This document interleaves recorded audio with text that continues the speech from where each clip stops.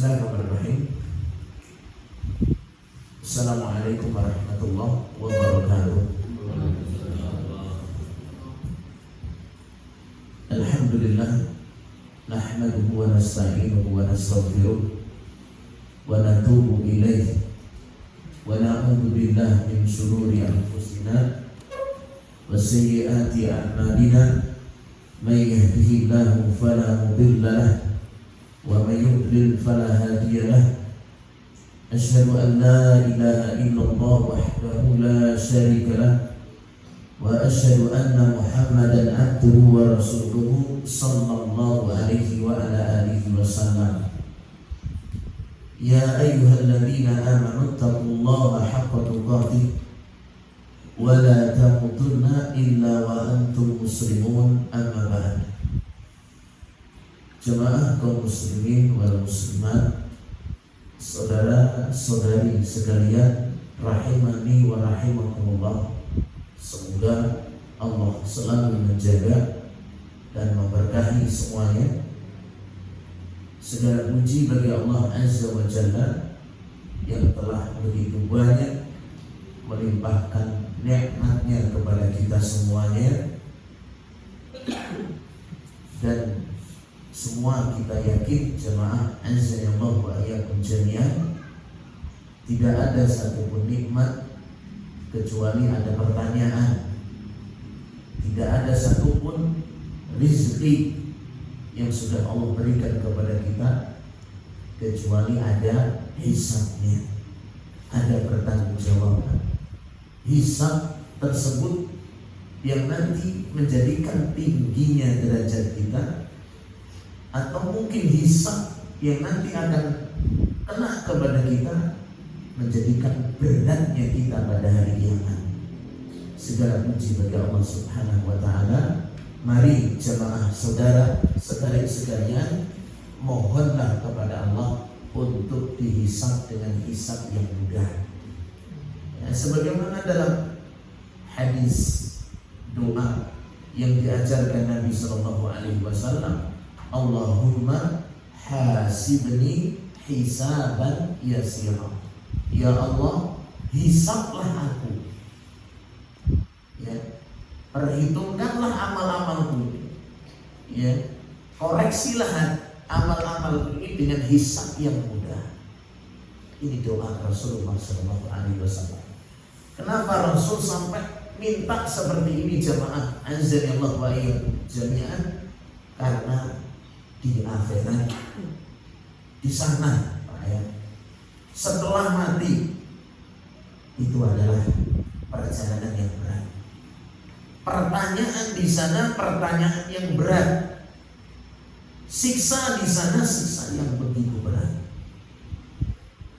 Sampai Nabi kan orang yang sangat paham, ya, sangat paham bagaimana nanti apa yang dirasakan nanti setelah mati, apa yang nanti dirasakan di akhirat. Beliau sampai mohon sama Allah Subhanahu wa taala untuk dihisab dengan hisab yang mudah. Apalagi kita sama, ya, apalagi kita. Mari banyak memuji Allah, dan sebagai bentuk kita memuji Allah, kita manfaatkan sisa-sisa umur kita ini.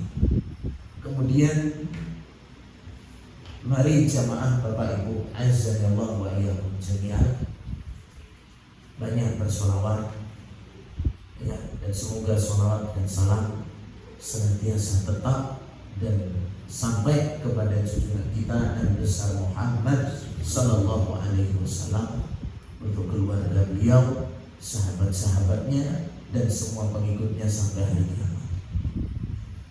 Jamaah Bapak Ibu rahimani wa rahimakumullah, kami sampaikan jazakumullah khairan. Terima kasih banyak. Semoga Allah membalas amal-amal Bapak Ibu sekalian dengan balasan yang lebih baik. Pada kesempatan yang berbahagia ini sedikit ada dua hal yang memang saya ingin sampaikan. Pertama, memang berkenaan dengan pengaruh buruk dari dosa. Yang kedua, tentang hadis-hadis keajaiban selain sedekah. Ya, tidak ada dampak buruk dari dosa maksiat yang kita kerjakan. Kemudian juga ada beberapa hadis kaitannya dengan sedekah. Jemaah Bapak Ibu rahimani wa rahimakumullah. Allah Subhanahu wa taala menciptakan manusia itu pasti dengan adanya salah. Ya, bahkan kita terlahir dari memang orang tua kita itu Nabi Adam dan istrinya, itu pun juga dalam keadaan salah. Ya, dan itu memang watak dari manusia. Sehingga Rasul Shallallahu Alaihi Wasallam bersabda, "Kullu bani Adam khata." Setiap anak Adam itu mudah terjatuh salah. Wa khairul khata'in at-tawwabun. Dan sebaik-baik orang yang salah itu adalah segera bertobat. Nah, Rasul Shallallahu Alaihi Wasallam menyampaikan di sini tentang apa yang selalu menyertai dari manusia itu salah. Tapi Rasul tidak cukup dengan ketetapan bahwa manusia itu pasti salah. Rasul menggantikan dengan apa? Taubat. Ya, berarti manusia itu pasti senang, ada senangnya. Manusia itu pasti ada susahnya. Gak senang terus, gak susah terus. Kadang senang dan kadang susah, dan juga kadang terjatuh dalam apa? Dosa. Ya. Nah, ketika terjatuh dalam dosa itu, Rasul perintahkan untuk apa? Segera bertaubat kepada Allah Subhanahu wa taala. Ya, nah, sehingga bersih manusia tersebut. Ya, jadi orang jatuh dalam salah itu bukan aib. Yang jadi aib itu, yang jadi cacat dan dosa betul sebagai dosa itu adalah salah ditumpuk. Dosa ditumpuk-tumpuk, numpuk-numpuk, dan menunda apa? Taubat. Nah, inilah yang baru betul dikatakan jelek. Ya. Karena begitu mudah kalau kita mungkin lisannya kadang juga keceplosan, kadang ada ucapan yang salah, yang berdosa, ada mungkin kelakuan yang terjatuh dalam kesalahan. Itu mesti seperti itu. Ya, tapi sesuatu yang lumrah seperti tadi tidaklah dikatakan lumrah kalau seseorang itu apa? Terus menumpuk-numpuknya. Nah, jemaah Bapak Ibu rahimani wa rahimakumullah. Kemudian sedikit ini kita sampaikan tentang dampak buruk dari dosa. Ini yang kita khawatirkan ya jemaah ya. Kalau tadi kan masa sih orang yang maksum nggak ada ya. Yang selamat dari dosa nggak ada. Ya, yang kosong tanpa dosa ya tidak ada kecuali para nabi dan Rasul. Ya, cuma yang betul-betul jadi dosa itu adalah menunda-nunda taubat. Ya, mengakhir-akhirkan taubat, tidak bersegera untuk taubat. Kemudian yang jadi musibah lagi jemaah, azanillahu wa iyyakum jami'an, yang kedua, apa ini? Dosa dia sampai berpengaruh kepada dirinya. Dan ini yang kita khawatirkan. Jadi ada dua hal ya. Kita terhadap dosa ini, kesalahan-kesalahan kita, yang kesalahan itu sangat gampang menyertai kita ini. Yang pertama apa? Kita tidak gubris untuk segera apa? Taubat. Mentang-mentang surga sudah dapat kaplingan. Padahal sudah dapat belum? Bagian mana kaplingannya? Ukuran berapa? Belum. Ini sudah penyakit seperti ini.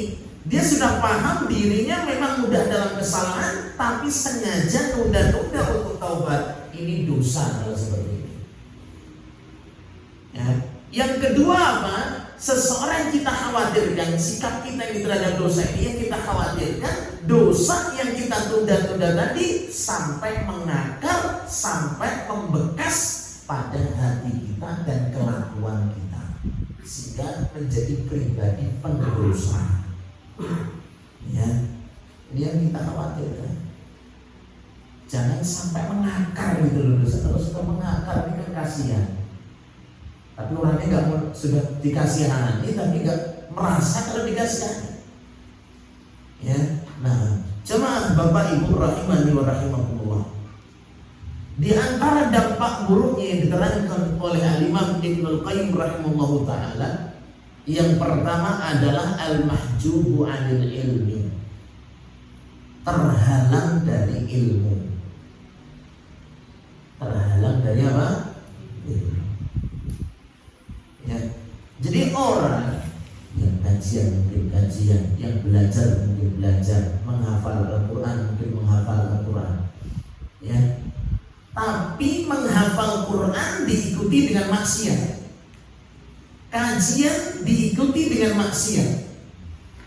Ini biasa. Ini tetap akan terhalang dari apa? Ilmu yang berkah. Ya. Makanya banyak yang kita saksikan itu, banyak ya, dengar-dengar banyak yang cerita itu. Orang senang kajian tapi akhlaknya kok sembrono. Ya. Orang yang juga banyak ilmunya kok akhlaknya seperti itu. Orang yang katanya menghafal Quran tapi juga masya Allah masih seperti itu. Kenapa? Karena tampilannya dia orang yang soleh tadi, tapi ternyata apa? Dibarengi dengan apa? Maksiat yang dia tunda-tunda taubatnya. Ya, perilaku buruk, dosa-dosa yang dia tidak tinggalkan, sehingga yang membekas seperti itu, terhalang dari apa? Ilmu yang berbarokah. Ya, nah, terhalang dari ilmu.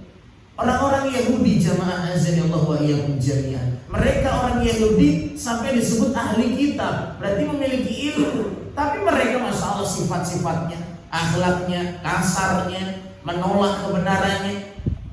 Ya, karena maksiat yang mereka lakukan. Jemaah azanillahu wa iyyakum jami'an. Baik, itu yang pertama.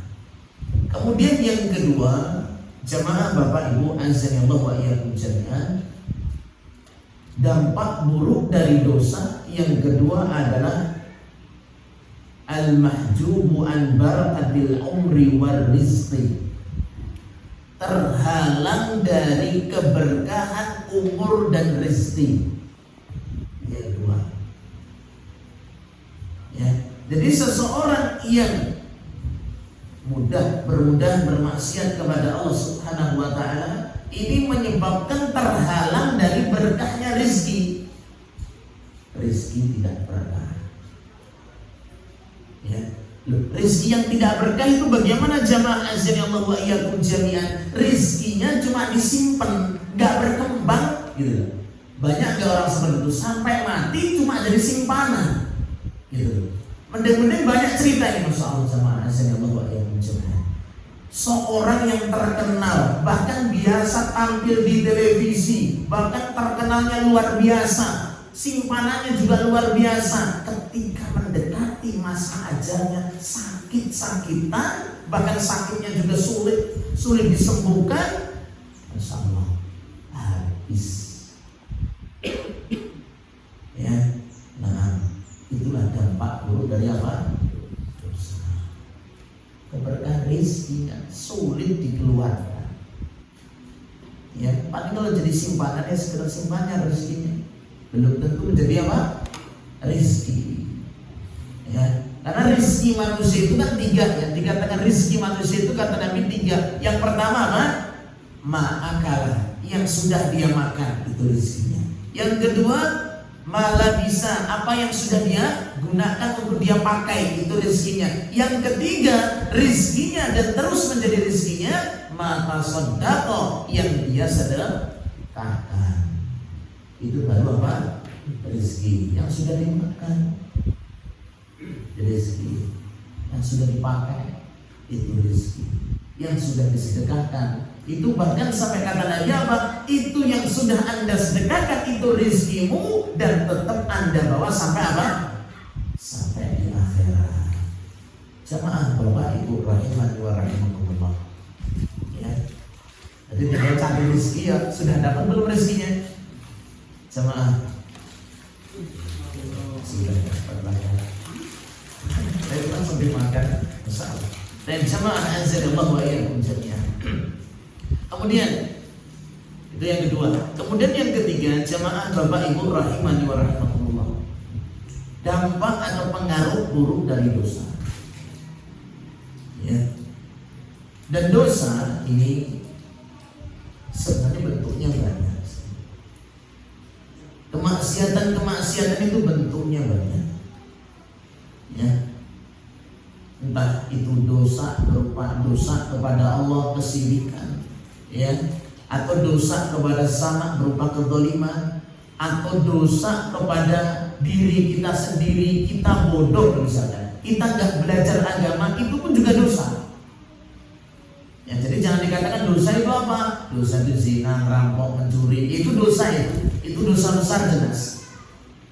Tapi dosa itu banyak cakupannya. Ada dosa kepada siapa? Allah. Ada dosa kepada sesama. Ada dosa kepada dirinya sendiri. Ya, kalau dosa kepada dirinya sendiri tidak menunaikan hak-hak dia. Dia butuh ilmu tapi nggak mau belajar, besok dituntut, itu dosa. Ya, nah, dia harus mengeluarkan hartanya dengan zakat, tapi dia tahan-tahan. Dosa nggak ini? Dosa sama dirinya, dosa sama orang lain yang punya hak, kemudian dosa sama siapa? Allah Subhanahu wa Ta'ala. Bermacam-macam dosa. Banyak sekali bentuk dosa.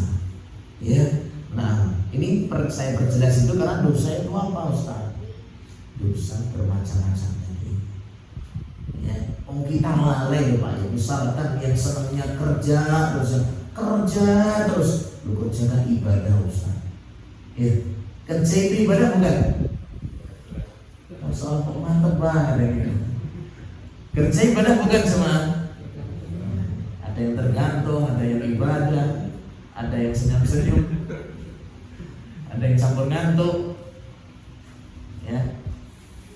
Kerja itu urusan dunia, jemaah. Kerja itu urusan dunia. Berarti dirinci, jangan langsung katakan kerja adalah ibadah. Sering kita kadang mendengar kerja ibadah. Lah kerja yang bagaimana yang ibadah? Itu perlu diperjelas. Ada kerjanya malah dosa tanpa dia sadari. Ada dosa itu berdampak buruk, luar biasa dampak buruknya. Kerja, para ulama sangat menjelaskan, kerja yang itu bernilai ibadah, pertama kan lurus niat. Untuk apa kau kerja? Ya. Kemudian setelah mendapatkan kerja tadi, hasilnya tadi, itu pun juga apakah Anda menunaikan dari hasil kerja tersebut? Apakah kerja tersebut menambah semangat dia beribadah kepada Allah Subhanahu wa Ta'ala, semangat untuk belajarnya, semangat untuk beramalnya, itu membantu untuk mendekatkan diri kepada Allah, atau biasa-biasa saja, atau malah semakin lupa? Pilih yang mana nih Pak? Ya kerja ya insyaallah ya full Ustaz, ya berangkat pagi pulang sore, taklim ya setahun 2 kali, Idul Fitri, Idul Adha, Jumatan paling belakang, Idul. Masya Allah. Jadi bisa kita nilai di sini, kerja hari demi harinya bukan menjadikan dia memperkuat ibadah kepada Allah, berarti kerja yang membuat dosa. Ya. Dan dia merasakan sendiri, dia sholat, ternyata sholatnya hampa, dia baca Al-Quran juga sangat hampa, ya, dia mungkin berzikir pun juga sesempatnya, kadang berzikir juga Masya Allah, habis sholat kanan kiri, Assalamualaikum, Waalaikumsalam, langsung apa? Berdiri megang senjatanya masing-masing. Ya. Padahal dia sadar, dia merasa sholatnya kok sedikit pun gak ada nikmat, kan begitu. Sama. Berarti kerjanya apa ini? Ternyata menjadikan dirinya dosa. Ya. Nah, misalnya jelas ini ya, dari maksud dosa ini ya. Jadi jangan bingung, dosanya apa Ustaz? Merampok, saya nggak merampok Ustaz. Mencuri lah, saya nggak mencuri, saya soal bersih sama. Ya, berzina lah apalagi Ustaz. Anak itu sisi. Sadar. Itu jauh misalkan sampai begitu ya pikiran. Enggak, dosa itu berbagai macam tadi. Sesuatu perkara yang nampaknya mubah, tapi ternyata kita bergelimang dengan yang mubah tadi, bersibuk-sibuk dengan yang mubah tadi, kemudian tidak menghiraukan hak diri kita, hak masyarakat kita, hak agama kita, hak Allah dan hak Rasulnya. Ini kerja yang menjadikan apa? Dosa. Ya, kita lanjut pengaruh buruk dari dosa ya. Karena yang kita khawatirkan itu sampai mempengaruhi kita. Kalau kita semua salah, silakan cari kesalahan, pasti punya apa? Salah. Ya, alhamdulillah Allah tutupi salah-salah kita Pak ya. Coba kalau kata para ulama itu, kalau dosa kita ini dibikin memiliki bau Pak. Ya, memiliki bau. Kira-kira gimana Pak? Kata para ulama nggak akan ada yang bisa menemani, nggak ada yang mau. Tapi alhamdulillah gak bikin bau ya dosa gitu. Ditutupi oleh Allah Subhanahu wa ta'ala. Tapi ingat, besok pada hari kiamat akan ditampakkan. Yauma tublas sarair. Besok pada hari kiamat itu akan ditampakkan yang tersembunyi itu. Nah, ini yang kita harus betul-betul perhatikan. Baik, jamaah Bapak Ibu rahimani wa rahimakumullah. Tadi dampak yang keberapa tadi Pak? Yang kedua, saya jawab, saya orang ngantuk lah ya. Saya ngantuk jelas hafal misalnya. Dampak buruk yang ketiga adalah as-su'uru bi kiswatin fil qalbi. Dosa yang kita perbuat, yang kita tunda-tunda untuk bertaubat tadi, ya ini bisa berakibat kerasnya hati. Kerasnya apa? Sama hati keras. Ustaz, hati keras itu gimana? Kayaknya kalau dibelah digigit juga masih empuk, masih kenyal. Kerasnya hati jamaah azanallahu wa iyyakum jami'an. Keras di sini keras terhadap kebenaran, menolak kebenaran. Keras dari nasihat, sulit dikasih nasihat. Kerasnya hati, apa maksud yang berikutnya? Kerasnya hati adalah tidak merasakan lezat ketika beribadah kepada Allah Subhanahu wa ta'ala. Itu tanda kerasnya hati. Ya, masih keras, masih mending Ustaz. Kalau hatinya sampai mati dulu Pak, jamaah azanallahu wa iyyakum jami'an. Kalau hati selagi masih merasakan kekerasan tadi, ini masih kita harus obati gitu. Kalau sudah hati mati, masya Allah, tapi keras, akhirnya mengeras dan mati. Nasallallahu alaihi kita berlindung kepada Allah dari seperti ini. Ya. Jadi bagaimana bentuk kerasnya di sini? Kerasnya hati tadi sampai tidak merasakan kelezatan beribadah kepada Allah Subhanahu wa ta'ala. Jemaah Bapak Ibu, ya jangan ngantuk dulu ya, jangan ngantuk. Kalau merem boleh, tapi jangan ngantuk dulu. Ya, kita sudah berapa tahun beribadah Pak? Lama lah hidupnya. Sholat sudah tiap hari. Ya. Ibadah sudah banyak lah. Sejujurnya coba kita muhasabah, mana ibadah yang terasa nikmat bagi kita? Udah tanyakan kepada masing-masing. Baca Al-Quran, sumpah banget. Ya, kayaknya nggak ada nikmat. Padahal Al-Quran Allah sifatnya dengan apa? Apa sifat? Obat hati kita sedang gelisah. Ya, atau pikiran kita ada masalah, untuk ngeplongkan. Plong itu apa? Bersihkan itu. Ya baca Al-Quran. Dan ternyata saya baca, sebenarnya saya tuh baca tahu, bacanya bisa, tapi sejujurnya Ustaz, sampai sekarang kok nggak ada ya. Masalah. Itu sebabnya karena apa? Dosa. Ya. Nah, Salat yang dikatakan Nabi Shallallahu Alaihi Wasallam, wa ju'ilat qurratu aini fi salat, dijadikan penyejuk pandangan, penyejuk hati itu pada salat. Jadi salat itu menyejukkan, kata Rasulullah SAW. Sampai Nabi SAW itu salat, apalagi salat sunnah malamnya, berlama-lama berdirinya Nabi SAW. Apalagi kalau sujud, sampai Nabi itu pengennya nggak diangkat sujudnya, sujud kepada siapa? Allah. Kenapa? Saking menikmati ibadah Rasulullah SAW. Ya, tapi kenapa sampai saat ini kok nggak ada? Terus apa kira-kira yang mau dibawa Bapak Ibu? Kira-kira yang mau dibawa apa? Kalau mati, mobil dibawa nggak? Boro-boro mobil, amal saja meragukan Ustaz. Mana yang diragukan? Hampir full kayaknya, hampir semua. Ya, ini yang bahan menjadi kita ini sedih, bahan untuk kita ini lebih baik kepada waktu-waktu yang berikutnya. Jadikan di antara ibadah kita ini kita muhasabah, mana sih yang kita terasa nikmat di situ. Itulah yang namanya apa? Surga dunia. Sampai Syekhul Islam Ibnu Taimiyah rahimahullah taala menyatakan, siapa yang tidak merasakan surga dunia maka dia tidak akan masuk surga akhirat. Apa surga dunia itu? Kenikmatan beribadah kepada Allah Subhanahu wa taala. Nah, sedangkan kita pernah enggak? Ya, mau sedekah rata-rata barang didik dan kesel sawah kepanasan kok yo sedekah mana? Ya, mikir mau apa lagi? Mau sholat azan mana? Ya, berada komat mana? Bersolat mana? Mending azan itu bisa nilai sisa. Apalagi? Jadi beban semua, pikirannya menjadi beban semua jamaah azan ya Allah wa iyyakum jami'an. Jadi dari situlah pelajaran bagi kita semuanya, jangan sampai dosa ini mempengaruhi seperti itu, mendominasi. Kalau mungkin kita pernah terasa pada kerasnya hati kita ini, ya mungkin pernah jamaah, tapi jangan sampai mendominasi ibadah kita ini adalah hampa seperti tadi. Kasihan kalau besok mati, coba jamaah.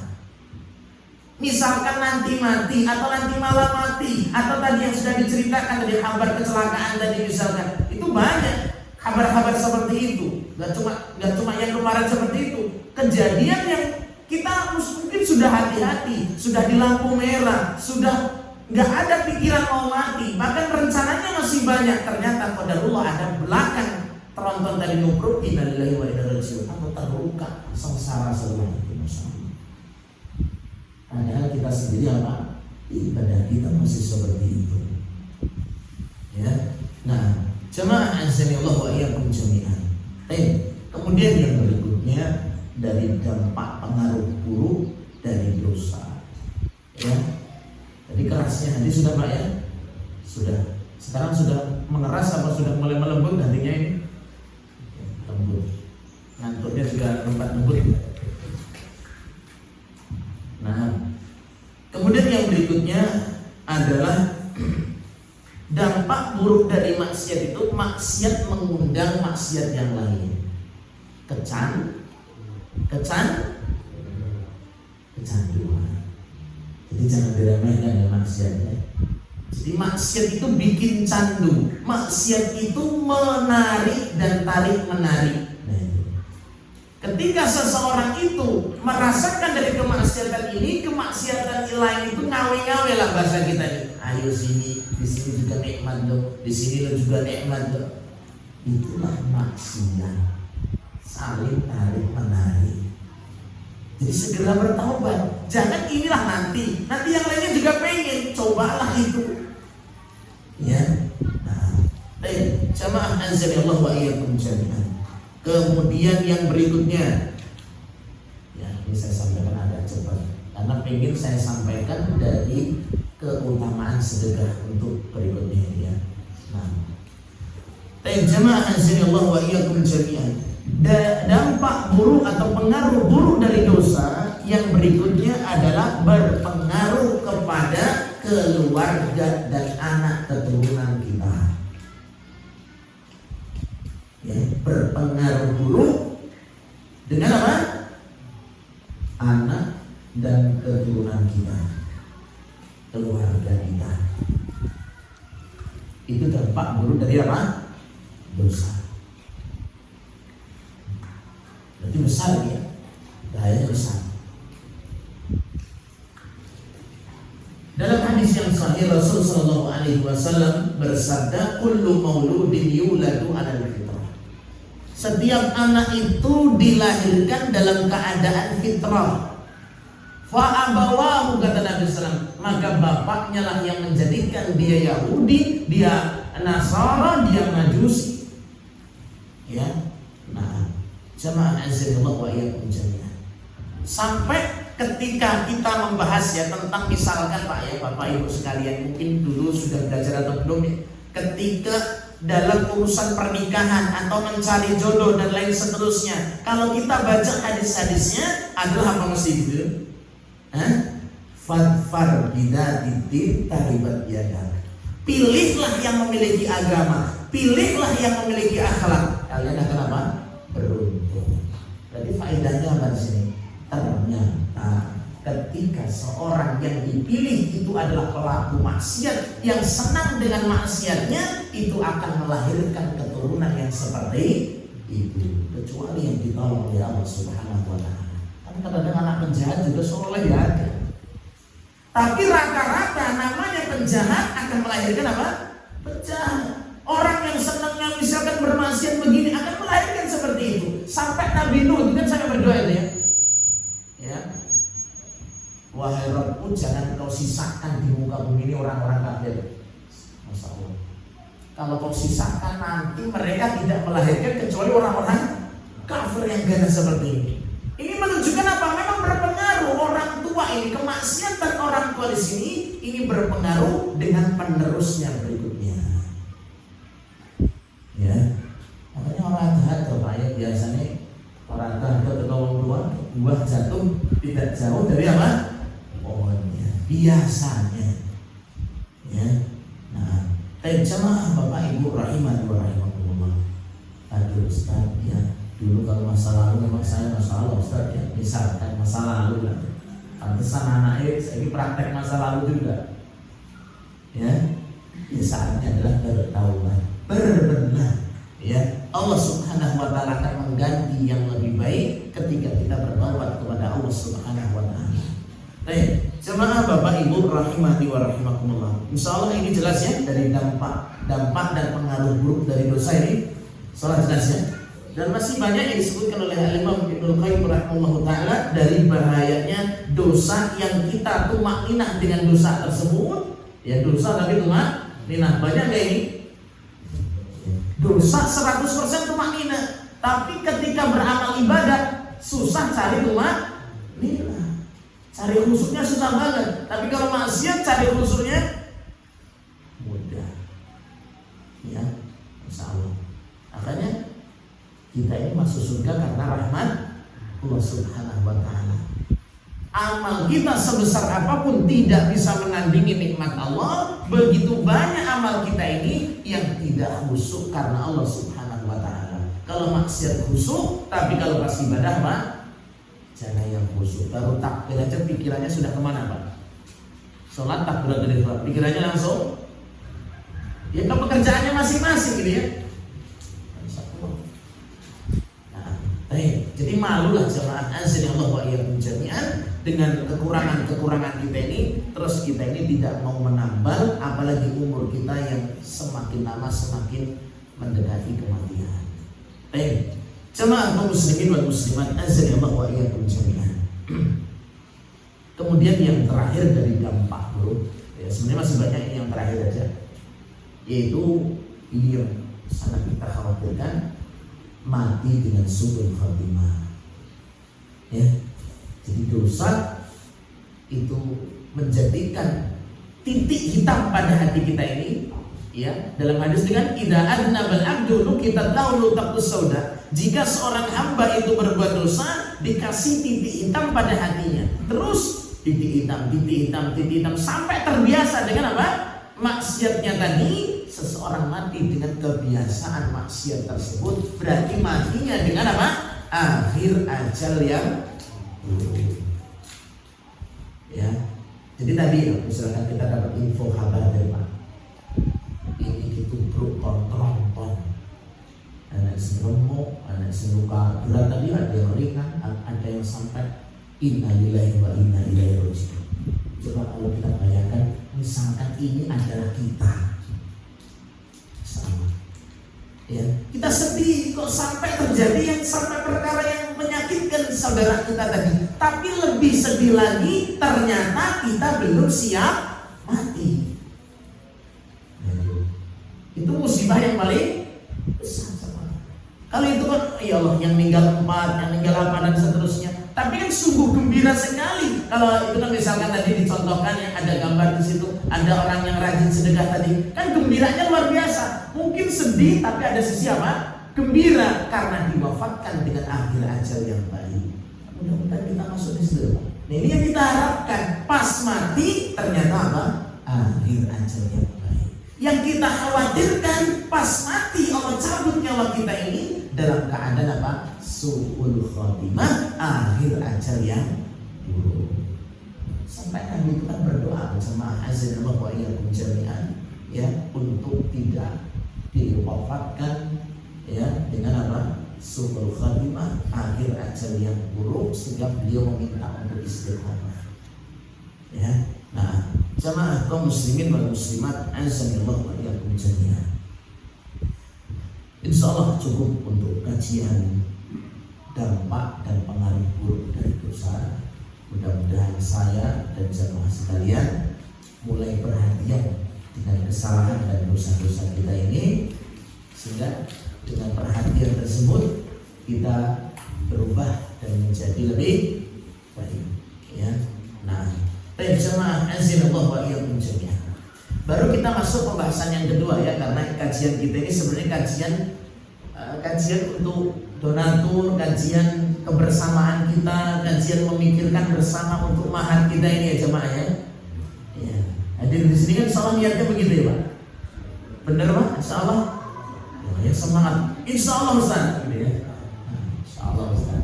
Walaupun hadir tinggal duduk, insyaallah Ustaz doanya. Gak masalah karena doa itu Allah yang Maha tahu. Kemudian kita masing-masing ya jemaah ya. Kita harus husnudzon. Ustaz saya datang ke sini ya nggak bawa apa-apa ya. Insyaallah juga kalau kotak yang lewat biarin lewat Ustaz, afwan.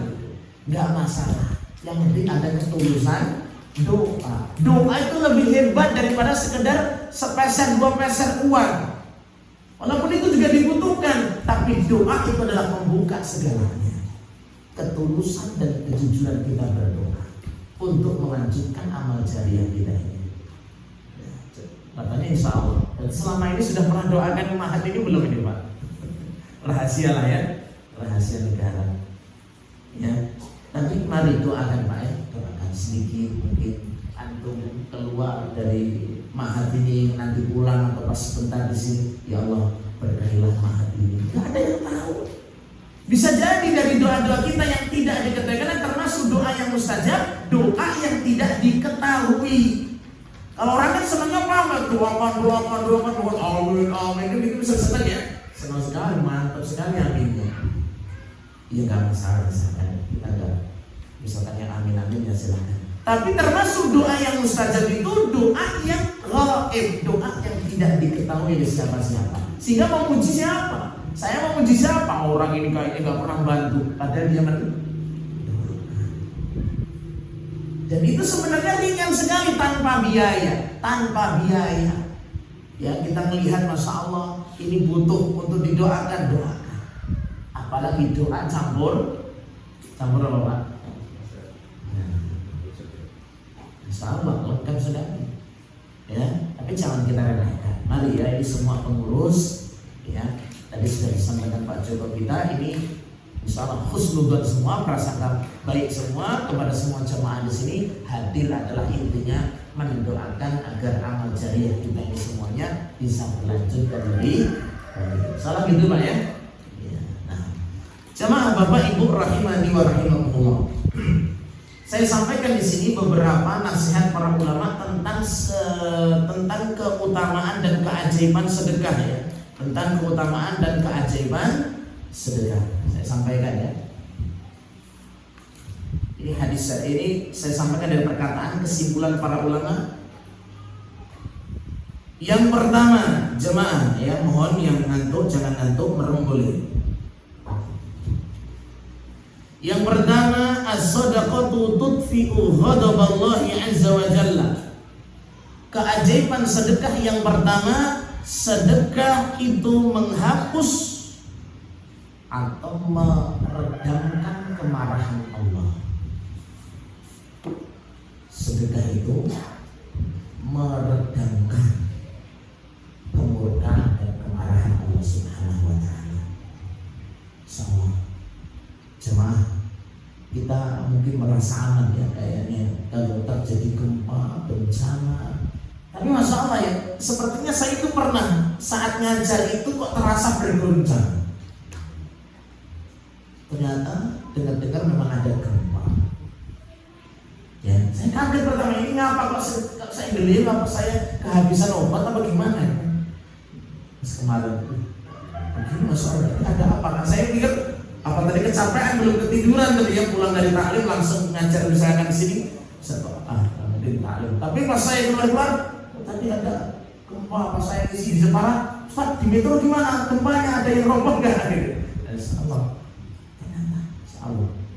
Ya, dari situ ternyata sebagaimana gempa, tsunami atau hal-hal musibah-musibah yang datang itu tanda kemurkaan Allah. Peringatan dari siapa? Allah. Redamkan kemurkaan Allah itu dengan apa? Sedekah. Sedekah seberapapun dengan ketulusan kita ini. Ya, atau mungkin terjadi bencananya pada diri kita, pada keluarga kita ini. Itu adalah peringatan dari Allah Subhanahu wa taala untuk kita ambil pelajaran, dan itu sekaligus surat cinta ya. Jangan dipahami namanya bencana itu semua tujuannya itu suatu keburukan. Bisa jadi itu adalah teguran, surat cinta dari Allah. Kalau dikasih surat cinta senang enggak, Pak? Ya. Tinggal sama sebagai surat cinta. Ya. Ini Allah Subhanahu wa taala negur dengan ngasih nih, kamu ditegur misalkan dengan penyakit ini, dengan bencana ini, dengan gempa seperti ini, semakin tambah. Ya, redamkan kemurkaan dan kemarahan Allah itu dengan apa? Sedekah. Bukan ngamuk, bukan melawan, tapi redamkan kemarahan Allah itu dengan sedekah. Baik. Kemudian yang berikutnya dari keajaiban sedekah, ya, sebagaimana dalam hadis yang sahih ya, Nabi SAW itu pernah bersabda, inna sadaqata sir tudfi'u ghadabar rabb. Sesungguhnya sedekah kalian yang tidak diketahui oleh orang lain tadi itu bisa memadamkan kemurkaan Allah Subhanahu wa taala. Baik. Kemudian jemaah rahimani wa rahimakumullah.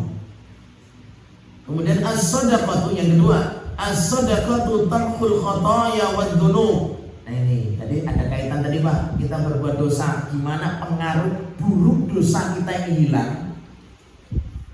Apa itu kata para ulama di sini? Sedekah bisa menghapus kesalahan dan pengaruh buruk dosa. Caranya dengan apa itu tadi? Sedekah, biar dosa-dosa ini tidak mengakar gitu Pak. Bersedekah apa? Pengaruh buruk dari dosa akan terkurangi. Ya, orang yang tadinya benci sama kita, kan namanya orang benci itu masa Allah. Cobalah kasih sedekah. Jadi benci nggak? Karena pasti kasih sedekah ya nggak benci. Ya, tapi itu luar biasa, pengaruhnya luar biasa. Jemaah rahimani wa rahimakumullah. Ya, nah luar biasa. Jadi sedekah bisa menghapus kesalahan dan dosa-dosa dan pengaruh buruknya. Ya. Nah, kemudian yang berikutnya jemaah azza wa iyyakum jami'an. Ya, Nabi sallallahu alaihi wasallam bersabda, was-shadaqatu tudfi'ul khati'ata kama tudfi'un ma'un nar. Sedekah itu bisa menghapus kesalahan, pengaruh-pengaruh dosa kita ini sebagaimana air bisa menghapus sama api yang bergejolak itu. Ya. Nah, kemudian as-shadaqatu taqihi minan nar. Sedekah itu bisa menghalangi, menjadi benteng dari panasnya api neraka. Insyaallah itu manfaat apa? Sedekah. Rasul sallallahu alaihi wasallam bersabda, "Fattaqun nar walau bisikki tamratin." Bertakutlah kalian kepada neraka walaupun cuma sebutir kurma. Rasul mengatakan cuma sebutir kurma. Enggak boleh kita remehkan. Saya misalnya sedekahnya cuma sebutir. Sebutir kurma harganya berapa? Siapa yang pernah beli kurma? Kayaknya enggak ada yang beli sebutir itu, enggak ada ya. Ya. Nah, Berarti menunjukkan di sini keutamaan sedekah seberapapun itu, Masya Allah. Ya, kita tabung harta kita ini di akhirat. Kemudian yang berikutnya, wal mutasaddiqu fi dhilli shadaqatihi yaumal qiyamah. Ya, para ulama menyatakan di sini dalam hadis juga disebutkan sedekah, di antara keutamaan sedekah menjadikan orang yang ahli sedekah itu besok mendapat naungan pada hari kiamat. Seseorang di hari kiamat itu di bawah naungan sedekahnya. Berarti apa ini mengisyaratkan besok di hari kiamat itu luar biasa Pak panasnya, luar biasa sulitnya Pak. Seseorang akan mendapatkan naungan dengan naungan apa? Sedekahnya. Allah tak bawa payung misalnya, orang mungkin tidak bawa payung. Ya, mungkin yang musuh payungnya apa tahu itu yang musuh jenazah pakai payung. Ya, sama. Hanya disebutkan dalam hadis juga ya, ada 7 golongan yang mendapat naungan pada hari kiamat. Itu naungan sangat dibutuhkan, naungan arsy Allah Subhanahu wa taala. Naungan Allah Subhanahu wa taala sangat dibutuhkan. Sangat sulit sekali. Jadi jangan dibayangkan itu nanti di padang mahsyar kita enak-enakan. Bahkan sampai digambarkan oleh Nabi Shallallahu Alaihi Wasallam, yuhfaru manusia yuhsaru manusia itu dibangkitkan pada hari kiamat dengan keadaan telanjang, tidak punya apa-apa, tak beralas kaki, semua dikumpulkan di situ dan jadi satu. Ibu Aisyah saya menyatakan, subhanallah, wanita perempuan dikumpulkan situ. Biasanya ya namanya malu lah ya. Apa kata Nabi SAW? Al-amru asyaddu ayyul imanullah. Gak bisa mikir seperti itu. Perkara memikirkan nasib-nasib mereka di hari kiamat itu lebih mereka sibukkan dari memikirkan apa? Saling melihat. Ya kalau di dunia mungkin kita saling lihat, isi-isinan. Yauma yafirrul mar'u min akhi wa ummihi wa abi wa sahibatihi wa bani likulli imri'in minhum yawma idzin sha'nun yughni. Masing-masing likulli, seorang itu lari dari ibunya, lari dapat dari bapaknya, dari keluarganya, dari anaknya, dari istrinya, lari mereka itu. Kenapa? Sudah takut dengan tanggung jawab dirinya, apalagi kalau keluarganya datang. Apa ngerilah kita menjawab dia. Likulli imri'in minhum yawma idzin sha'nun yughni. Masing-masing sibuk dengan tanggung jawabnya yang menyibukkannya. Jemaah Bapak Ibu rahimahullah. Jelas ya? Jadi kalau ingin dapat naungan dengan naungan sedekah, mari kita sedekah ya. Nah, seolah istiqomah Pak ya. Istiqomah. Doanya terutama Pak, istiqomah doanya ya lewat ya Allah berkailah ya. Berkailah, mudahkanlah. Tulus walaupun ustadznya nggak tahu, walaupun nggak menginfokan ustadznya, nggak menginfokan pengurusnya, ya dengan doa yang tulus inilah yang Allah akan mudahkan urusan. Baik, jamaah rahimani wa rahimakumullah. Kemudian para ulama melanjutkan lagi di antara keajaiban sedekah, as-shadaqatu tudawil amrad al-jasadiyah. Sedekah itu obat bagi yang sakit. Jadi sedekah itu bisa apa ini? Menjadi sebab terobati orang yang sedang sakit. Ya, sedekahnya jujur yang diterima di sini. Makanya kalau sakit ya, bisa dengan sedekah. Ya walaupun sebagian ulama menyatakan hadisnya itu dhaif jelas, tapi para ulama sepakat menyatakan memang sedekah itu ajaib sekali. Ya, bisa menjadikan apa?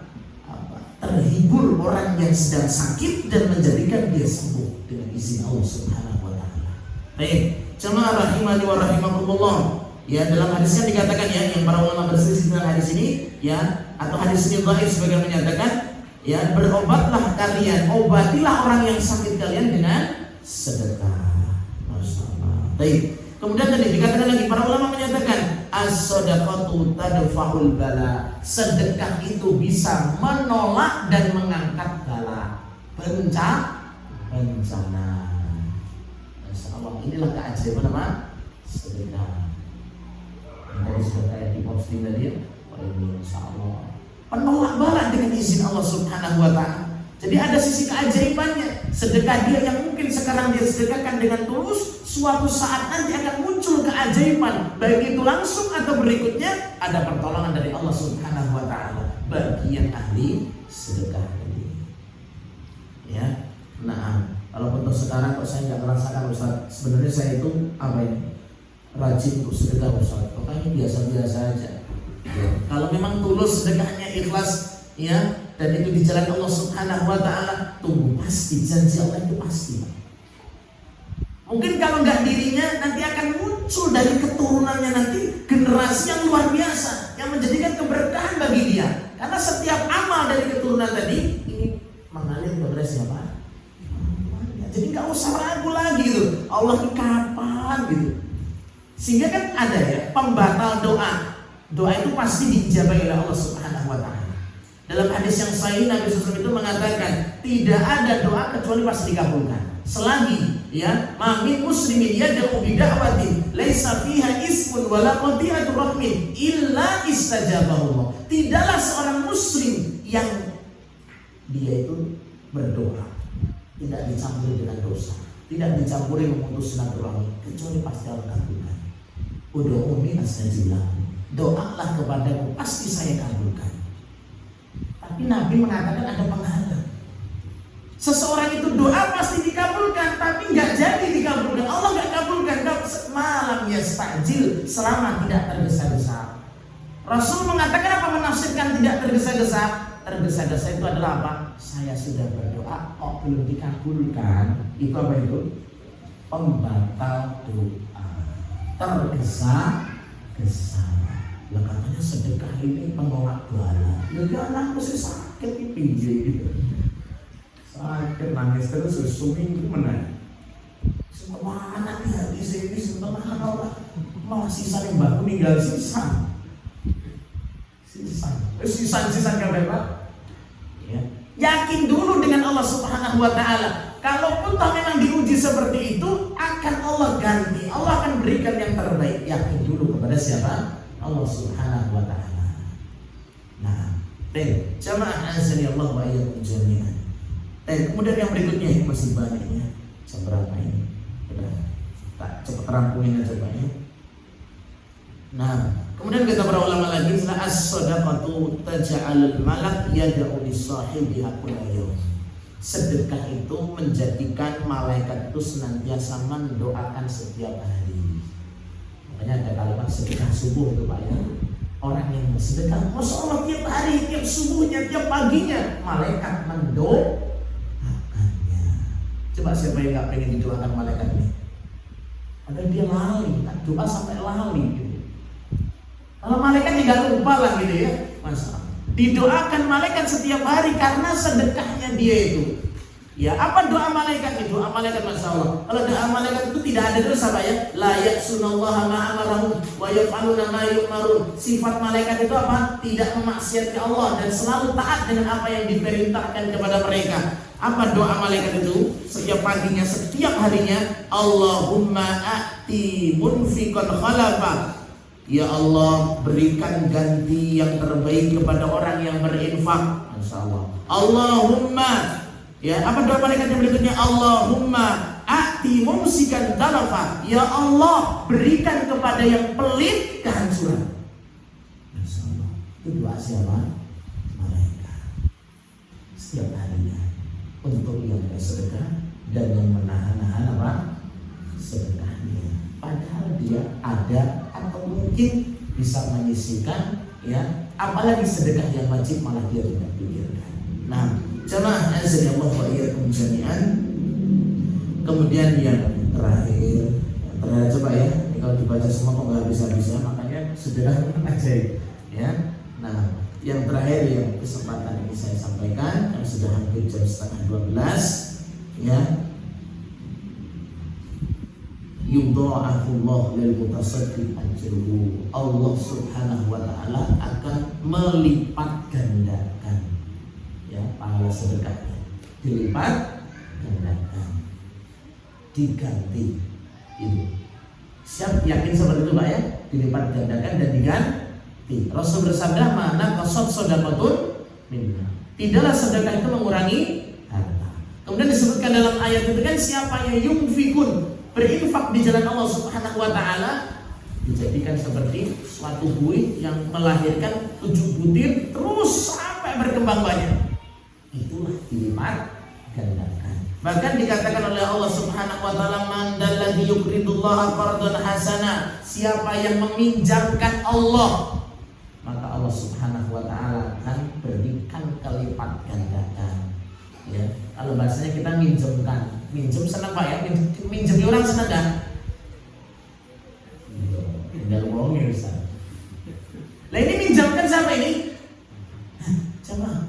Anda sedekah ini minjamkan siapa? Allah. Apa nggak senang Pak? Senang lah ya. Kita ini minjamkan sama saudara. Kenapa kita nggak meminjamkan saudara? Karena nggak tanggung jawab Ustaz. Yakin? Bukti balik bulan. Balik ini semending. Kadang balik ini separuh-separuh, utang meneh. La haula wala quwata illa billah. Nah itu yang bikin malas kan begitu. Tapi orang mengatakan man dalladzi yuqridullah, mengatakan siapa yang minjem saya?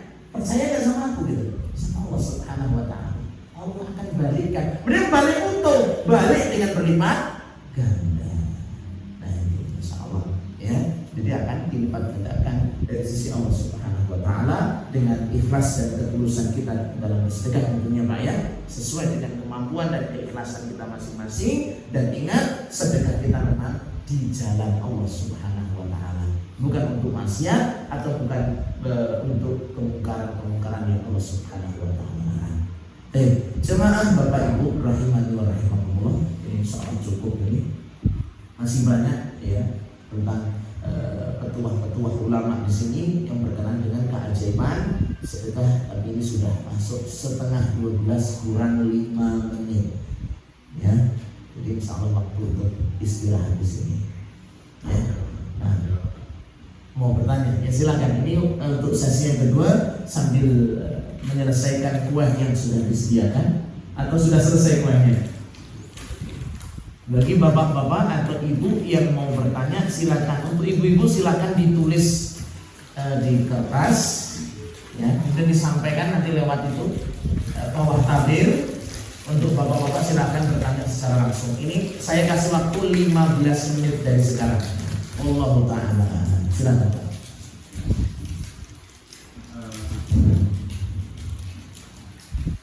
Kita mendapatkan pendidikan itu yang jelas melalui proses. Rasulullah itu tidak mengecilkan Proses apa Pak? Misalnya gini, Rasulullah mengatakan bahwa ajarilah anakmu ketika ajarilah anakmu sholat ketika umur 7 tahun, pukulah anakmu ketika sudah umur 10 tahun sholat. Ini kan merupakan proses, di antaranya masih kecil seperti itu sampai ini. Nah ini termasuk dunia pendidikan juga nggak satu artinya sekolah-sekolah itu nggak sama, ada yang pendidikan agamanya, ada yang bukan kan gitu ya. Dan manusia itu tergantung dari yang namanya pendidikannya. Tadi saya tuh ditanya Pak, nah, maaf ini saya bukan mau ngomong tapi maksudnya jalan keluarnya gimana? Karena sekarang ini banyak kejadian. Pak, saya ini punya anak mantu. Nah terus anak mantu saya itu selama 3 tahun nggak pernah nyapa saya. Ini sebagai mertua ini merasa saya ini sebenarnya salah apa ya? Kalau nggak pernah, anak mantu saya ini nggak pernah menegur saya sudah 3 tahun. Terus anak saya, mantu saya itu apa ya? Nggak mau tahu dengan kerjaan gitu, nggak mau tahu dengan bagaimana dengan. Nah, tapi kalau ketika di situ minta dilayani, kan seharusnya malah justru yang minta melayani yang sepuluh gitu. Nah itu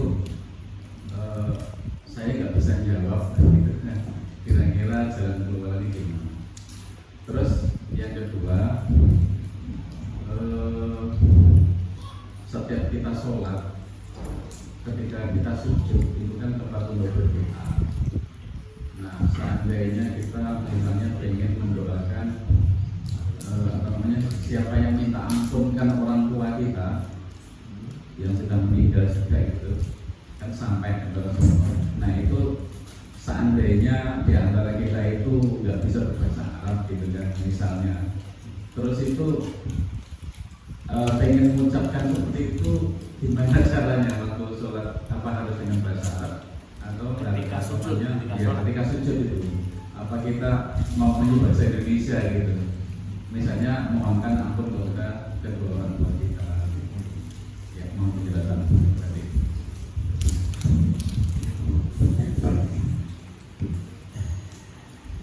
Terima kasih kepada Bapak Bupar, semoga Allah merahmati memberkati beliau dan keluarga. Ada dua pertanyaan. Ya. Pertanyaan yang pertama adalah tentang sikap menantu atau anak sendiri, Pak? Menantu. Karena sekarang ini banyak juga yang menantu yang misalnya anak kita laki gitu, anak kita perempuan gitu, anak kita laki gitu. Caranya kan berarti kita punya anak mantu perempuan gitu kan. Kadang-kadang nggak ngerti sama orang tua juga.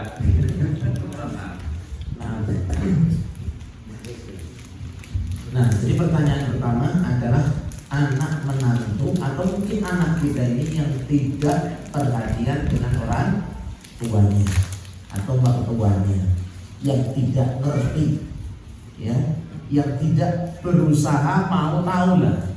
Kalau tidak ngerti mungkin kebanyakan tidak ngerti. Yang paling parah itu yang tidak mau tahu. Nah, ini yang mungkin jadi pertanyaan. Nah, inilah tadi yang sudah disebutkan dari dampak buruk dosa. Dari dosa seseorang itu memang berakibat pada anak keturunannya. Ya. Dan itu sesuai dengan hadis dan kaidah yang disebutkan para ulama itu al-jaza min jinsil amal. Balasan itu sesuai dengan amal-amalnya terdahulu. Ya. Jadi seseorang akan dibalas sesuai dengan amal-amal dia sebelumnya. Al-jaza min jinsil amal, sesuai. Ya, sesuai. Karena badinu tudan, sebagaimana kamu beragama dengan model seperti itu, besok dibalas sampai seperti itu. Ya. Sampai para ulama itu mencontohkan bakti kepada orang tua. Ya. Ketika kita menyikapi orang tua seperti ini, kita bandel, kita angkuh, kita nggak mau tahu, kita sembrono sama orang tua. Besok anakmu akan kepadamu kelakuannya seperti itu. Al-jaza min jinsil amal. Itu banyak kisah-kisah yang masya Allah dasarnya durhaka kepada orang tua tadi akan dibalas dengan darah dagingmu sendiri. Ya. Nah, yang tadi jadi pertanyaan tadi, bagaimana sih solusinya? Sebenarnya kalau solusi pertama jelas dimulai dari diri masing-masing dulu, ya, orang tuanya, ya, apakah orang tuanya adalah orang yang soleh dan soleh? Itu dulu, ya. Lah ini sudah pada gede Ustaz, sudah menikah Ustaz, ya. Ya, tadi kan tanya solusinya, berarti dulunya ketika dia menikah niatnya apa dan kenapa dia seperti itu. Jadi perhatikan kesolehan tadi. Ini yang pertama. Ya, ini penting sekali. Penting sekali dalam keluarga seperti itu. Nanti akan melahirkan yang semacam seperti itu. Yang kedua adalah pendidikan. Pertama kan dimulai dari faktor internalnya, kitanya diri sebagai bapak dan ibunya. Kalau ini mungkin anak menantu, mungkin dari cetakan siapa ini? Dari sononya gitu ya. Dari didikan sananya, cetakan dari orang tuanya memang orang tua yang seperti ini. Ya inilah ujiannya. Alhamdulillah jadi ujian bagi siapa ini? Kita ini ya. Ini nanti ini ada titik uji. Dapat pahala lah kalau sampai di situ. Ya. Nah, jadi dimulai dari yang faktor dari dalam dulu, orang tuanya berbenah, ya, berbenah. Dan sekarang gimana berarti? Berarti bisa, misalkan orang tua yang di sana ya kita tidak nyinggung-nyinggung anaknya ini loh brutal nakal, ya jelas kesinggung Pak, namanya anak kan kalau disebutkan sama orang tuanya kesinggung, anakmu begini kesinggung, jelas. Mungkin ajaklah sana apa, doakan anak, mudah-mudahan dapat hidayah, kita semua dapat hidayah. Itu kan ngajak. Dengan perubahan orang tua, insya Allah juga anak akan berpengaruh. Itu yang pertama. Kemudian yang kedua adalah faktor pendidikan. Pendidikan yang salah atau contoh-contoh yang salah ini juga berpengaruh menghasilkan apa? Menantu atau orang-orang yang seperti itu. Pendidikannya salah. Betul itu pendidikan salah. Misalkan pendidikan yang salah, anak terlalu dimanja, orang tua dulu ya ngajari anak manja semua, pengen apa nak, tak beliin semua. Toko satu toko tak beli gitu ya. Itu juga akan mendidik anaknya juga terlatih apa? Manja, pindah ke rumah mertua, ya manja. Gitu ya. Atau pendidikan yang keliru. Itu penting. Bukan kita menyakiti anak, tapi melatih anak untuk dirinya tahu diri tugas-tugas dia. Apa yang dia harus dilakukan di rumahnya bagaimana. Walaupun tetap tidak ada yang sempurna, tapi betul-betul butuh untuk menyadarkan anak tanggung jawabnya apa. Apalagi nanti kalau sampai rumah tangga. Nah gitu. Makanya si mertua baru ngerasain lah. Ternyata dapat menantu malam bertani mertua nyusah nih. Itu mungkin jadinya pendidikannya begitu. Kemudian dari faktor pendidikan tadi saya sebutkan yang tiga adalah perilaku yang dia sering jadi tontonan. Ini juga berpengaruh. Tontonan yang jadi tuntunannya. Apa yang ditonton? HP-nya loh Pak. HP-nya kucoran itu. Wah. Selalu sibuk. Tontonan yang jadi tuntunan. Ini perlu diperhatikan apalagi anak-anak sekarang. Orang tua itu gak perhatian. Sebenarnya sudah perhatian Ustaz. Nah, kesana ini gue punya bapak alma mater. La haula wala quwata illa billah. Nah, ini memang banyak cerita seperti ini. Seperti ini banyak sekali. Ya, itu tontonan yang merusak seperti ini. Makanya HP itu luar biasa pengaruhnya sekali. Fitnah dunia luar biasa. Ya, tontonan. Seperti tonton Masya Allah. Yuk praktek karo bapak mama itu gebuki. Tendang tenang. Ya. Kemudian juga termasuk ke hal yang salah lagi adalah anak terdidik terlalu cinta dunia. Ini juga bermasalah nantinya. Ya, apa saja dunia. Nanti pas Allah uji, dikurangi dunianya, pasti dia marah. Tidak bisa bersikap. Ya, nah baru yang terakhir di sini. Nah ini yang dapat kesempatan ini mertua Pak ya. Kalau tadi kan untuk dari awalnya ya, pendidikan dari proses awalnya dan semua masing-masing diuji Pak ya. Tidak harus berhasil karena semua di tangan Allah. Nabi Nuh loh ada anak yang tidak berbakti. Ya dan seterusnya. Tidak semua begitu tidak. Tapi rata-rata ketika memang sudah menjalani tarbiyah yang diajarkan Nabi itu akan baik. Tapi kadang-kadang sudah melaksanakan tarbiyahnya gagal pun juga ada. Wah, aku termasuk Nah, jemaah rahimani wa rahimakumullah, jangan berhenti untuk mendoakan. Kemudian cara yang berikutnya sekarang bagi orang lain karena sebagai mertua di sini, untuk cara-cara menyikapinya adalah yang pertama jelas kita doakan untuk anak dan juga menantu Pak ya, tetap didoakan terus. Kemudian yang kedua cari orang lain yang bisa memberi nasihat kepada dia. Kalau mungkin kan mertua isi Pak ya. Ya mertua isi berat. Ngomongnya anak menantu isi berat. Ngaku. Saya wis duwe menantu tapi saya ngurung ya pergi bisa ngomong ini. Apa ngomong ini? Sampai nak tenang. Wedi nak. Nyindir lekit kan itu Pak ya. Orang tua biasa mesti begitu, enggak enak tenang. Wedi nak jadi apalagi anak orang. Ya, pokoknya saya betul Ustaz usopok. Tutup-tutupi macam-macam masalah. Begitu. Ya, walaupun saya belum punya menantu, tapi yang memang begitu insya Allah ya. Memang banyak cerita karena saya kalau pas ulang mesti mereka nyatakan begitu. Menantu gini, Ustaz gimana nikahin, kok malah nyusah nih. Asal banyak.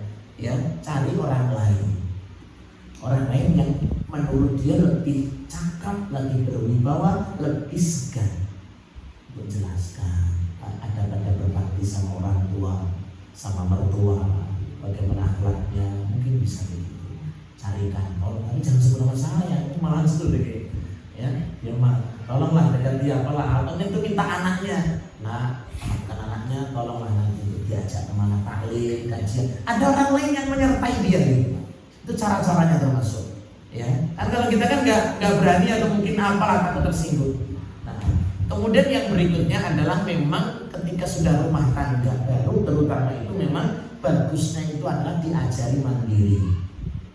Diajari apa? Untuk memikirkan dia bagaimana dulu. Jangan juga terlalu dimanja lagi.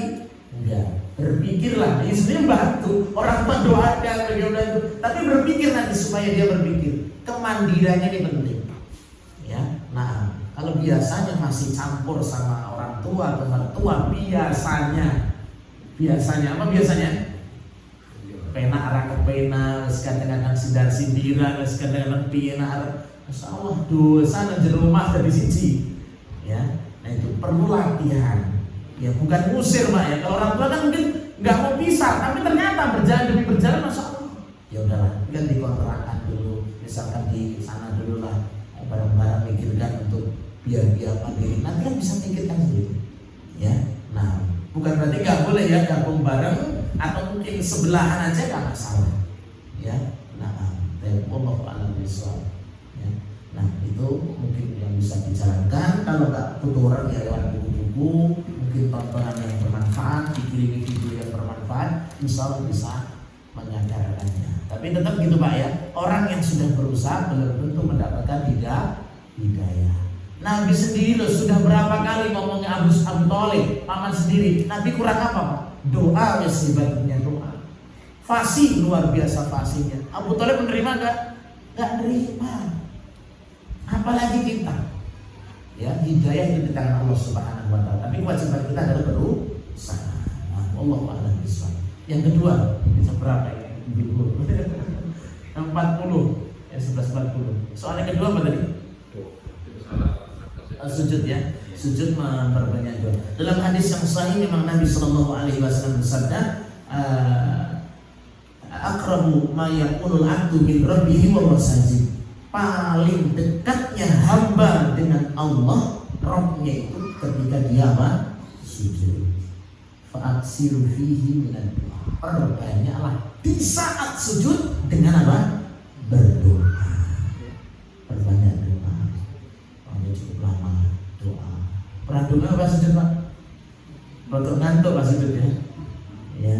Nah, jadi kadang-kadang agak diperlama memang sujudnya. Nabi ruku agak lama, sujud agak lama. Memang waktunya sujud itu adalah banyak berdoa. Komunikasi terdekat sama Rabbnya. Perbanyak doa tadi. Nah, tapi ya imbang Pak ya. Kalau rukuknya agak cepat, ya berarti sujudnya agak cepat. Jangan rukuknya cepat, sujudnya sejam. Enggak. Nabi itu kalau salat itu imbang, lamanya imbang. Ya. Nah, terus bagaimana menyikapi yang jadi muskilah ini? Nggak bisa bahasa Arab atau nggak bisa ngapalin doa, wis abot tenan ngapal bahasa Indonesia berarti ya. Pertanyaannya adalah gimana pakai bahasa daerahnya? Jawa halus biasa. Gusti Allah. Nah, bahasa daerah misalkan atau bahasa Indonesia. Para ulama sebagian ulama memang tegas di dalam sholat harus dengan bahasa tegas, tidak boleh dengan bahasa Jawa, tidak boleh. Indonesia, kalau saya Inggris cuan-cuan gebok-gebok dari sholat. Ya, tetap tidak boleh. Tapi sebagian ulama dan ini soal pendapat yang lebih kuat. Pertama, jika dia mampu dengan bahasa Arab, apalagi dengan doa-doa yang maksur dalam sunnah-sunnah Nabi, maka harus pakai apa? Belajar makanya Pak. Oh terus nyerah di sini. Delok buku ini, misalkan bimbingan apa? Doa dan bikin sesuai dengan Al-Quran. Bukan pengen. Kadang-kadang nggak bakal hafal. Nah ini tadi sudah putus asa. Carilah mungkin yang paling mudah. Maka pesan dari Nabi, ma'ashal, ma'aisar, pilihlah yang paling mudah. Doa kita yang paling mudah. Allah berkabir. Boleh, karena itu masih start awalnya. Kamu bisa bawa gayamu nggak apa-apa. Jadi boleh yang paling mudah, apalagi sesuai dengan sunnah nggak masalah. Nanti insya Allah dengan kesungguhan Allah akan bantu. Tapi kalau sudah putus asa, Allah gak akan bantu. Ya, dalam ayat kan begitu ya. Nah, siapa yang bersungguh-sungguh, Allah akan berikan jalannya. Ya, jadi pilih yang paling mudah. Kalau masih bisa baca Al-Quran, insya bisa Pak, mudah. Misalkan minta ilmu, minta apalah, itu ada doa-doa yang ringkas. Ya, nah, tapi kalau doa itu memang tidak dimungkinkan dia untuk menghafalkan tadi karena memang kesulitan, atau karena memang saat yang kebetulan mendesak tadi dan pengen minta seperti ini, boleh untuk berbahasa selain bahasa Arab boleh. Tapi ya seru-seru kerupuk sebelah yang menisinya. Aku jaluk martabak, itu susah Pak dengan sebelah. Terus tadi yang untuk Rasulullah kan kalau kerupuk juga lama. Iya. Kerupuknya lama seperti waktu berdiri, seperti lama seperti waktu tidak juga lama. Itu sebenarnya apa sambil doa ya? Waktu Kalau rukuk yang diperlama oleh Nabi SAW dan sujud itu, kalau rukuk tidak, rukuk bukan waktu untuk berdoa, tapi waktu berzikir. Berarti maksudnya bagaimana? Diperbanyak dan mengulangi zikir-zikir rukuk. Pengen saya oleh Pak. Yang penting jangan bermudorot habis 1000 langsung pingsan, drop. Jangan, itulah dororo wala billah. Silakan subhanarabbil azim, subhanarabbil azim, subhanarabbil azim, subhanarabbil azim. Apalagi Anda bermakmum sama imam yang agak lama, jangan ngelamun. Karena sebagian orang kan gitu ya, nesu, imam baru suwi menang mesti telur loh. kalau di hadis Bukhari yang menyebutkan bahwa mengkhususkan doa pada sujud yang terakhir itu tidak boleh. Iya.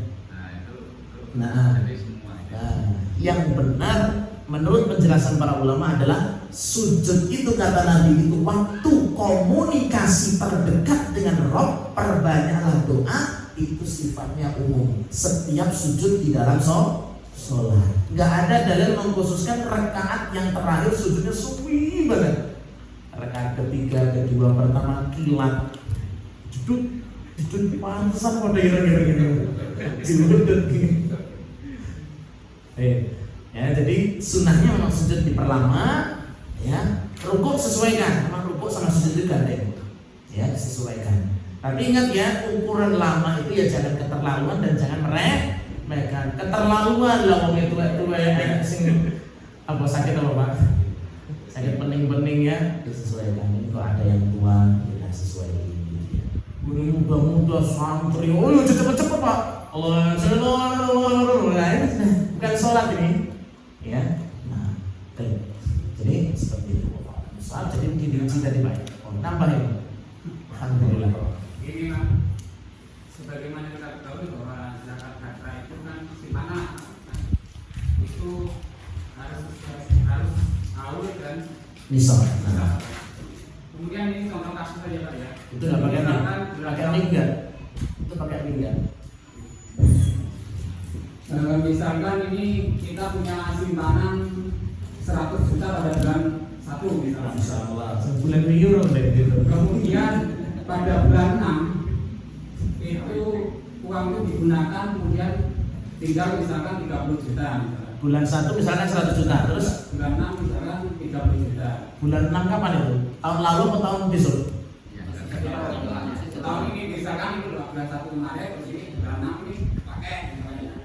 Terus kemudian ketika bulan 1 lagi Tahun besok, bulan 1 tahun besok. iya berarti kan anu lah jauh tempo kan ya.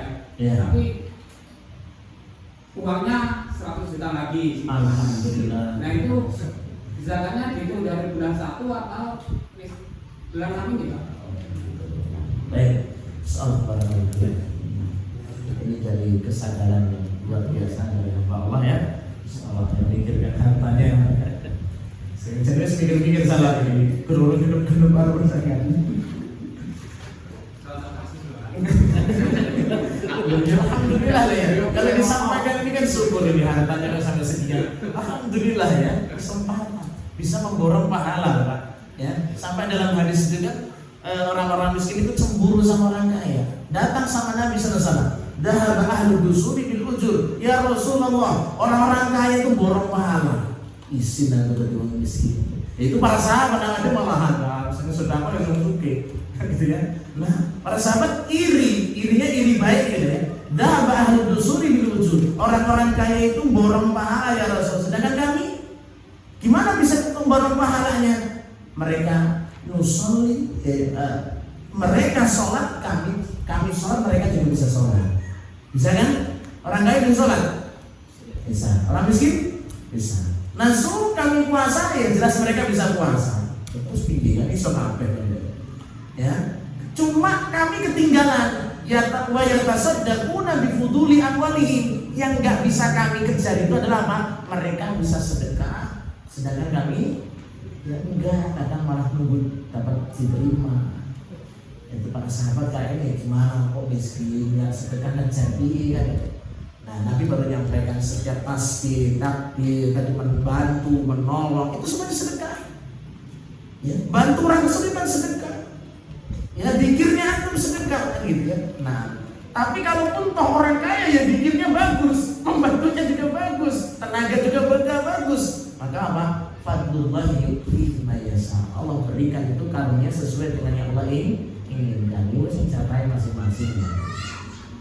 Jelas ya? Contoh betul. Nah, kemudian tadi untuk zakat perhitungannya begini. Syarat zakat itu kan dua. Satu, sampai nisab. Nisab itu batas minimal wajib zakat. Ya, misalkan 83 gram emas murni. Sekarang tinggal dirupiahkan berapa? Kalau pakai perak lebih murah lagi. Makanya para ulama berselisih, zakat uang itu ikut emas atau ikut perak. Kalau ikut perak, wah, terus rata-rata pasti zakat, Pak. Ya, seperti 10 juta zakat. Ya, nah kalau yang 80 gram 3 gram tadi, ya, itu tinggal nanti dirupiahkan berapa. Tadi ini nisab tadi bulan 1 ya, tapi tahun Hijriah ya, jangan Januari ya. Jangan Januari, tahun Hijriah. Kalau bulan 1 misalkan Muharram, dia sudah sampai nisab, misalnya 100 juta, jelas sudah masuk simpanannya 100 juta. Bulan 6 dia ada urusan, ada biaya orang sakit, atau mungkin modal, atau apalah macam-macam dipakai hilang. Alhamdulillah bulan 1 berikutnya, tahun berikutnya masih berapa tadi? 100 stok, tenang. Ya contoh. Alhamdulillah sama, tetap perhitungannya adalah saat itu sudah genap 1 tahun dan masih sampai 1 nisab. Nggak usah digubris, sudah pernah dijual, sudah pernah hilang 60 juta atau berapa. Yang penting ketemu berikutnya masih apa? Masih ketemu 100 juta tadi. Bu anak tadi dikurangi 60 kayak jadi 40 sampai tahun berikutnya. Ternyata alhamdulillah Allah berkahi kesempatan untuk apa? Zakat. Ya. Gak apa-apa punya duit simpan dipakai, ternyata habis karena kebutuhan ya nggak masalah. Bukan berarti itu 100 juta dineng enggak, boleh untuk digunakan. Kok ternyata tambah berkembang, alhamdulillah. Tapi zakatnya lebih besar. Kok ternyata berkurang, berarti ya memang tidak ada kewajiban apa? Zakat. Wallahu a'lam bishawab. Cukup ya. Dasarnya anaknya sudah siang ini persiapan untuk surah Zuhur. Ya, ini dari kami dan semua pengurus, mohon maaf ya atas kekurangan ini sama. Dan semuanya sebenarnya pengurus Pak ya. Sebenarnya adalah kita keluarga besar di sini.